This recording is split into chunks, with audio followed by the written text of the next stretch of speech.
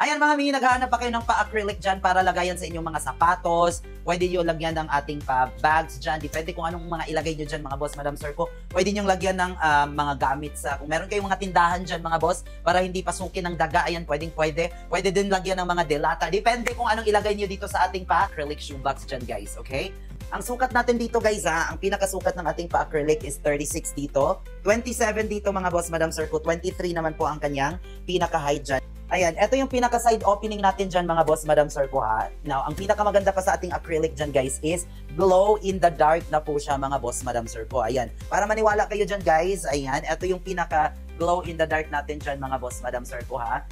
Ayan siya guys, naka-glow in the dark. Actually, hindi lang makita sa video mga boss, Madam Sir ko. Pero, pag halimbawa, nabilad kasi siya sa init mga boss, Madam Sir ko. Sobrang glow talaga yung pinaka-glow in the dark niya dyan, mga boss, Madam Sir ko. Ang pangit ng pag-flex natin ngayon mga mi, kasi hindi po yan siya nakabilad sa araw for how many months na. Pero, guys, again, pag mabilad to sa araw, sobrang tingkad ng pailaw natin dito sa ating glow in the dark, mga boss, Madam Sir ko. Ayan. Guys, ibilad ko muna siya bukas. So, ayun siya mga boss hindi masyadong nilaw yung ating paano dyan guys. Pero guys sa sinasabi ko nga, sobrang tingkad ng pailaw niya pag halimbawa pag halimbawa ibilad siya sa init. So, ibibilad ko siya bukas mga mi.